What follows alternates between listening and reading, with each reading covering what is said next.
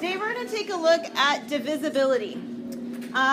We're going to do some general properties first, and then take a look at some very specific properties about some numbers that you're quite familiar with. So to start with, what do we mean when something is said to divide something else? Well, if A and B are whole numbers, and we say that D divides A, what we mean is that there's a unique whole number such that when we multiply it, the whole number Q, such that when it's multiplied by Q, we get back to A. If D divides A, D is a factor or a divisor of A, and A is a multiple of D. So fill in those blanks for me. Then we'll talk about both the notation and the description.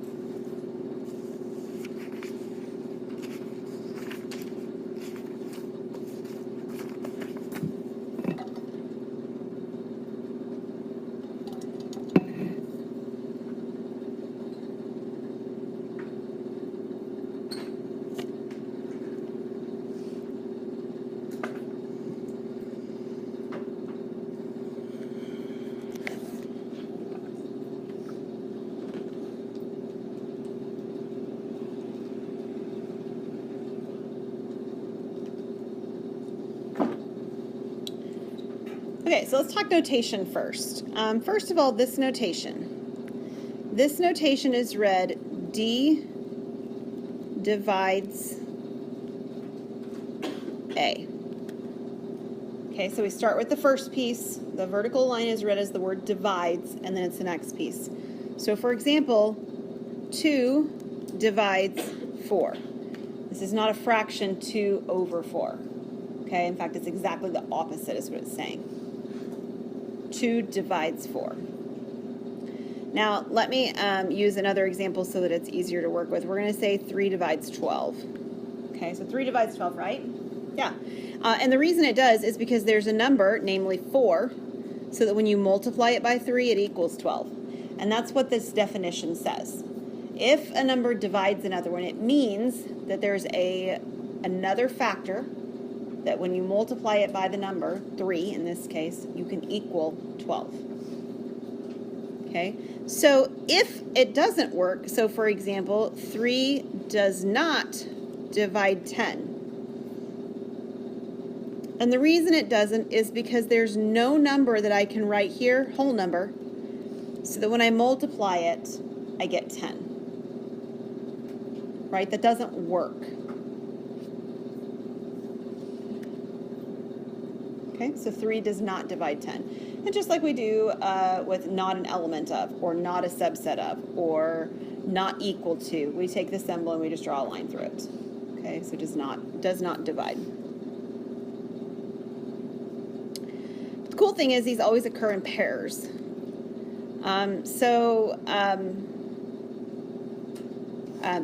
That's actually a true statement, but not the one I was wanting at here. So let me do this one first.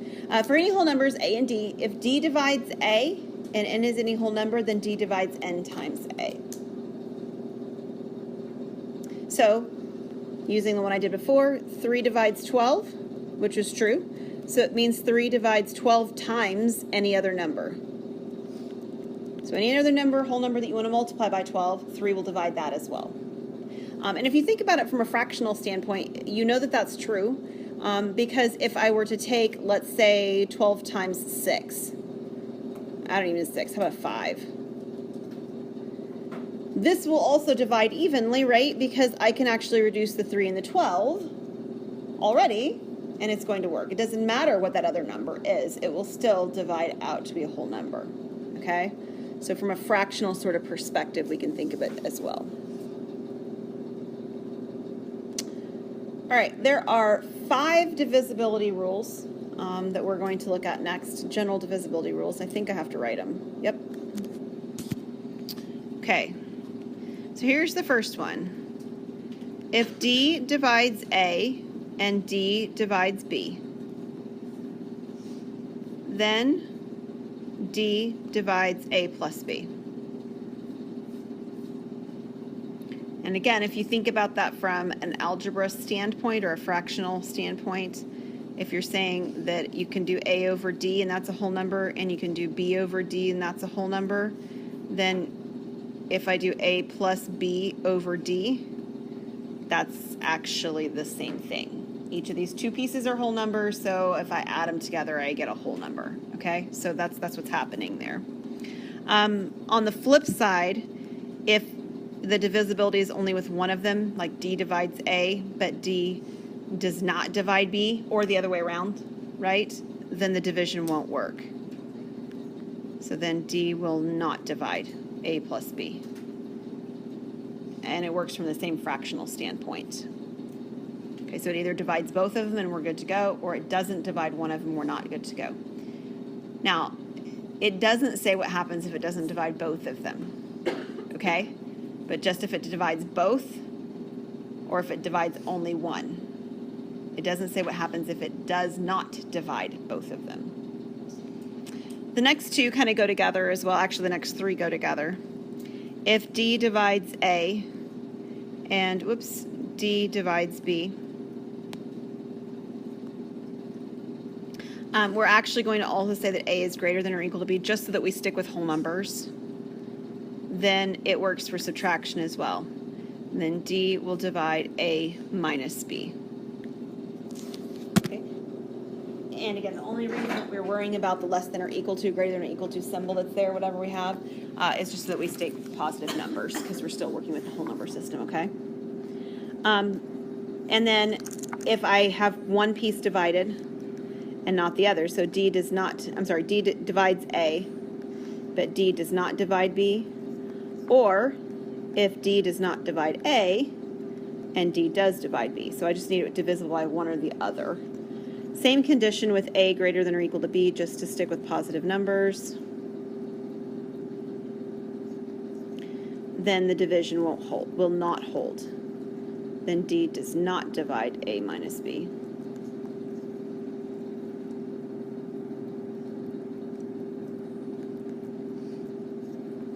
Okay, so again, notice what's never said. In every single one of these, I have at least one statement that there is a divisibility working for me, right? At least one. And in some cases, I have two statements about divisibility working for me. But there's never a place where it says does not divide on both of them. So we're going to come back to these in a little bit with some examples. But let's do some concrete divisibility rules that you know before we get started. So you have one on here that says divisibility test for 2, right? That's the next thing on your sheet. Before I switch the slide, I'd like for you to kind of help me think about how do you know if a number is divisible by 2? It's even, but what does it mean to be even? Don't tell me divisible by 2. I need something else. Okay, say that again. And you said it ends in. Okay, so it's all about what the number ends in, right? What's the last digit or the ones digit? And the ones digit would need to be a 2468 or 0, right? So if the last digit is 02468, then it's divisible by 2. That's really what you look for when you're looking at it, right? Okay, so the next one on here, theorem 4.4, I promise I'm going to switch the slides, but bear with me. How do you know if a number is divisible by 5? It ends in 0 or 5, right? And the third one, they're all going to show up on the same slide. How do you know if a number is divisible by 10? It ends in 0. So these three get grouped together because their divisibility tests are all similar. It's all about looking at the final digit. Is the final digit 02468 even, right? Or is the final digit 0 or 5? Or is the final digit 0? That's how we decide if a number is divisible by 2, 5, or 10.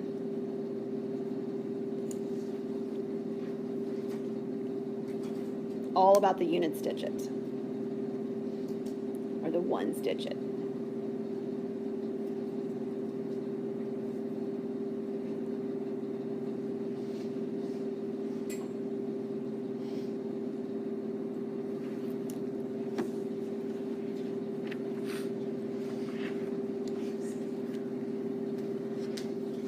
Okay, so fill up your page. I'm not flipping my screen. The next two go together as well, divisibility by 4 and divisibility by 8. So we know a number is divisible by 2 if it ends in 0, 2, 4, 6, or 8, right? Any guesses as to how you know if a number is divisible by 4? You heard that one before? Anybody? It's a good guess. It ends in 4 or 8, but you actually know some numbers that don't end in 4 or 8 that work too, like 12, right? Or 16.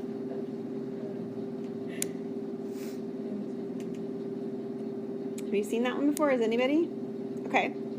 So the way that we know a number is divisible by 4 is that we actually look at the last 2 digits. So if divisible by 2, we look at the last 1 digit. Is it 0, 2, 4, 6, or 8? But if you look at the last 2 digits, all right, so like the tens place and the ones place as a 2-digit number. So if it ended in 16, you'd be good to go because 16 is divisible by 4, right? If it ended in 32, you'd be good to go. 32 is divisible by 4. If it ended in 35, not going to work because 35 is not divisible by 4. All you do is look at the last 2 digits to know if it's divisible by 4. And at least, you know, about half of those you should know by looking at them because you know your 4's digits, probably up to 4 times 12, which is 48. So about half of the 2-digit numbers that are possible for it to end with, you would know by just looking at it. 8, if you look at the last digit for the 1, or for the divisibility by 2, and you look at the last 2 digit for divisibility by 4, you look at the last 3 digits for divisibility by 8, because 8 is 2 cubed. 4 is 2 squared. You need 2 digits, and 2 is 2 to the first. So if you look at the last 3 digits as a 3-digit number. Now, you might think, okay, but I don't know any of my 8's multiplication tables up to a 3-digit number. And that's true. You probably don't. At least you don't know many of them. If it ended in 0, 16, like 0, 1, 6, you'd be good to go, right? You'd know if that's divisible by 8. But anything beside a 0 in the hundreds place, you probably won't know. But it is a lot easier to divide a 3-digit number by 8 than, say, a 6-digit number by 8, right? Like if you actually had to divide it out by hand. So this has potential, if you're working it out by hand anyway, to shortcut the system a little bit. Agreed? If you just need to know if it's divisible by 8, you could divide the last 3 digits by 8, and if it works, the whole thing's divisible by 8. Okay. The next 2 go together. Has anybody heard of the divisibility test for 3 before? That's one that I did hear about before I ended up. Do you remember it, Rachel? If you add up all the numbers and it's divisible by 3, then the whole number is divisible by 3. You're right. Good job. So divisibility test by 3, I remember when I learned it. I was a senior in high school, and I was like, how have I gone my whole life and never known this? Because this is a really cool fact. If you take a long value, or any value actually, so let's just take one that you know. You know that 72 is divisible by 3. Maybe you do, maybe you don't, but it is. 72, if you take 7 plus 2, you get 9. Is 9 divisible by 3? Yes, so 72 will also be divisible by 3. Okay, so, and you can do that for no matter how many digits you have. So if you've got a 10-digit number, you could add all 10 digits together and see if they're divisible by 3, that sum. If the sum's divisible by 3, then the whole thing is divisible by 3. The cool thing is it works for 9s as well. You add all the digits together. If it's divisible by 9, the original number is also divisible by 9. So it's really the same rule. You're just changing at the end is it divisible by 3? Then the original number is divisible by 3. Is the sum divisible by 9? Then the original number is divisible by 9.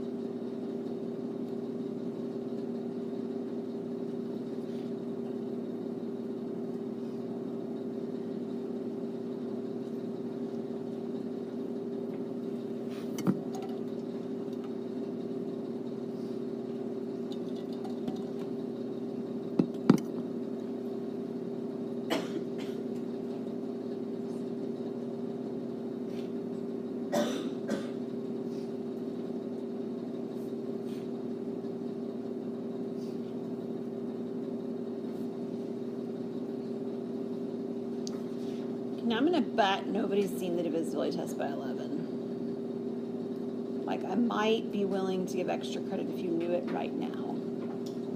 Oh, man. Yeah. So I'm going to let you write down what I've got on the next screen. it's cumbersome and ugly to write down, but actually using the rule is not hard. Okay, so just write down what I have because I don't know any better way to write it. And then we'll explain what it means, all right? And don't write the divisibility test by 6 yet. We'll come back to that one, okay? So just pause for this one for a moment. Let's actually talk about the 11s.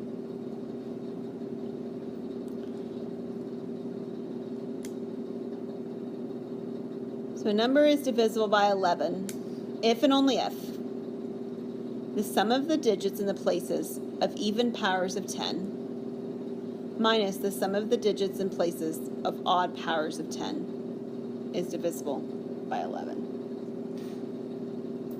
Sounds crazy, right? Sounds crazy.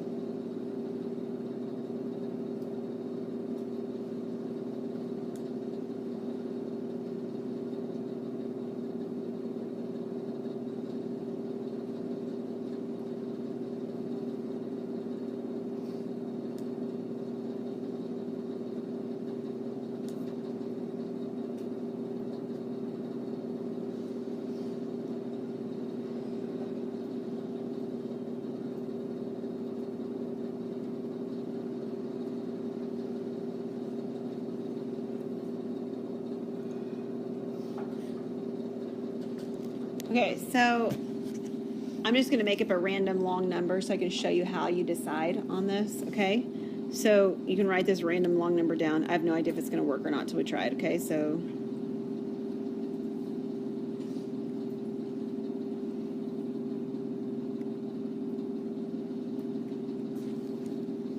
I just made up numbers. Can you tell? Yeah, totally made up numbers. Okay. Circle every other number. So let's start at the beginning. My 2, then I skip one, I've got a 6, and then I skip one, I've got an 8, and then I skip one, I've got a 9, and then I skip one, I got the 7. Okay, what this is saying is that you skip every other number. So the ones that are currently skipped are my even powers of 10. This is 10, the tens place. This is the 10, like 10 to the 1. 10, yeah, so this is their odds or ones I skipped. This is 10 cubed. This is 10 to the 5th. This is 10 to the 4th. Whereas this one is 10 to the 0, 10 to the 1. See what I mean by the even and odd powers? Okay, every other one is a 10 to an even power, and every other one is a 10 to an odd power. That's what the even and odd stuff is talking about in the definition. Okay, every other number is skipped. Okay, the ones that I circled, let's add them together. What is 2 plus 6?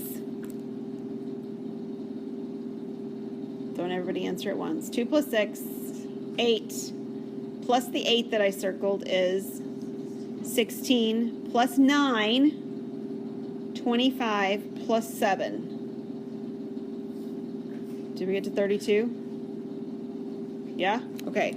So all the numbers that I circled, I think, add up to 32. How about the numbers that I didn't circle? Let's add them together now. So I have 3 plus 2 is 5, plus 4 is 9, plus 2 is 11. Okay, so one set of the numbers skipped is 32, the other set of the numbers skipped is 11. And what I want to do is I want to subtract those. So what is 32 minus 11? 21. If that total right there, 21, is divisible by 11, the original number is divisible by 11. This one's not. I was actually pretty close, though. If I had just had one digit different, I could have had a sum of 22 here, and then it would have worked, right? It would have. Okay? So you're just choosing every other placeholder, and you're subtracting their sum from the other placeholder's sum. If it divides by 11, and if you get 0, 0 automatically divides by 11. Yes? So on the value that's a 3, is that really 10 to the power of 4? No, because this is... oh, did I have it wrong? No, it's not. It's 10 to the power 3. Because 10 to the 3 is the 1,000s place. Oh, wait, which one are you looking at? Oh, it was 10 to the 7. That's the one you're talking about. My bad. 7. Better? Yeah, I just didn't know if like No, I just was moving quickly. Thank you. Yeah, those are all odd powers on the bottom, and they're even powers that I was pointing to on the top. Okay, so I said, let's pause and let's look at 6 now. Divisibility test for 6. A number is divisible by 6 if and only if it's divisible by both 2 and 3. So, I'm going to give you that was terrible.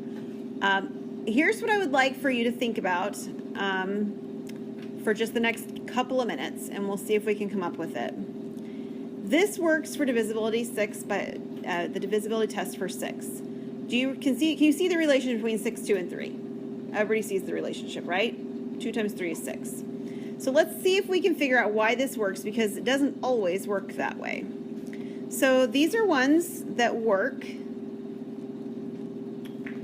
and these are ones that won't work, that have that same sort of a property. And what we'd like to see is what the relationship is that makes them work versus doesn't.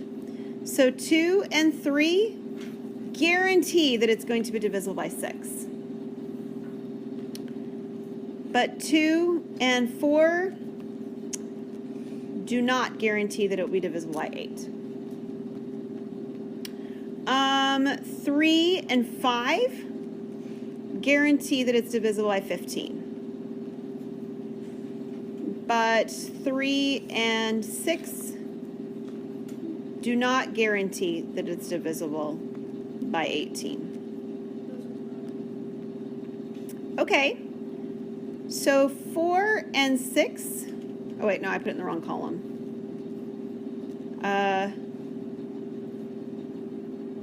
4 and 5 guarantee it's divisible by 20. But 4 and 6 do not guarantee divisible by 24. So it's not just primes. That's a good first guess.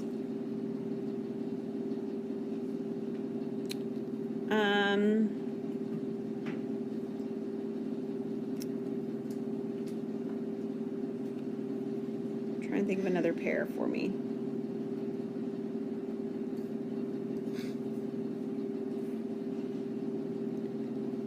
Four and 9 guarantee that this is divisible by 36. But I already did 4 and 6. How about I'll do 5. 10 and 12 do not guarantee that it will be divisible by 120. Any guesses as to why the first sets work when the second sets don't? What do they have in common in one list versus the other? You have an idea, Kimberlyn? Doesn't it have to do with common factors that, like, all of the numbers that don't work share factors somewhere in between? You're exactly right. These share a factor of 2, 3, 2, 2. If the two numbers share a factor, then this property does not hold. If they don't share a factor, then the property will. And there's a name for this. These numbers, even if they're not prime, actually share this property where they don't have anything in common, and they're called relatively prime. We'll come across that term in a later lesson, but that's actually what's going on. So the divisibility test for 6 works because 2 and 3 have no factors in common. Good job. Well identified. All right, we're going to do one more example then for today, and then we will put a pause on this for until Friday. We're going to use these rules to decide if this number 24,015 is divisible by 2, 3, 4, 5, 6, 8, 9, 10, and 11. And I will tell you that when you get to your homework in this section, they're just going to tell you to decide. I'm going to tell you that when you get to the test, I'm going to have you justify why it works. So I'm going to write down a little blurb on each one of them as to why it does or it doesn't work. And it's up to you whether you do that on your homework or not, because it doesn't ask you to, but I will later on a test, okay? So let's start with the divisibility by 2. Does this divide by 2? No, why not? Yeah, because it ends in an odd number, right?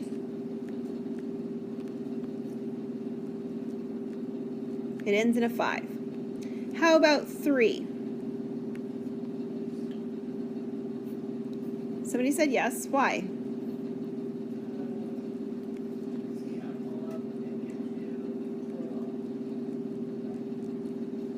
Two, 4, 0, 1, and 5. The sum is what?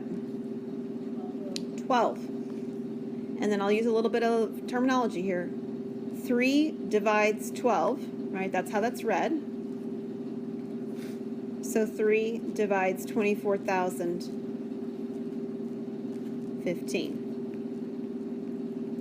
How about 4?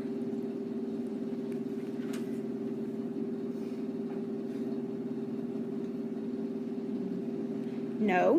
Why is it not divisible by 4? Yeah, because 4 does not divide 15, right?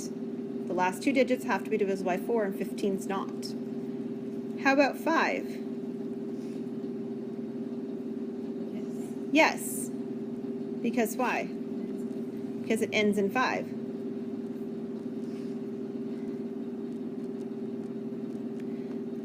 Let's see, 6.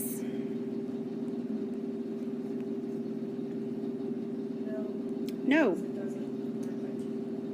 Yeah.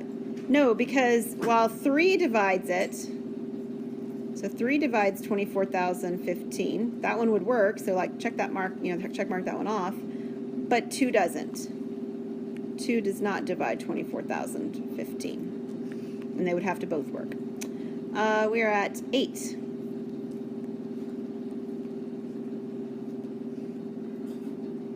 Eight gonna work? No.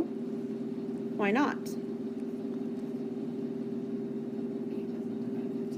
8 does not divide, and it's like 0, 1, 5, but it's 15, right? I mean, it doesn't divide the last 3 digits as a 3-digit number. 9.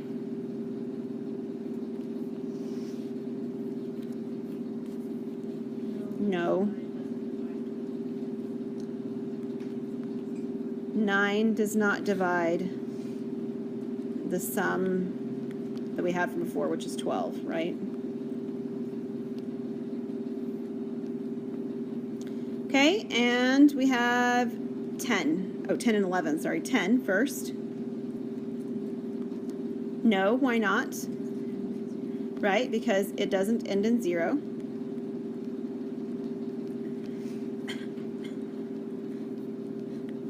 And then with 11, we'll practice that fun little, comparison thing again. So I have 2, 4, 0, 1, 5. I'm circling every other digit. So the ones that I circled in red add up to what? 7. And then let me change my color. The ones I'm circling in blue, their sum is 5. And if I subtract these, I get 2, right? And 11 does not divide 2. So this one is also a no. All right, so we will continue this lesson on Friday. We will have a test on Wednesday.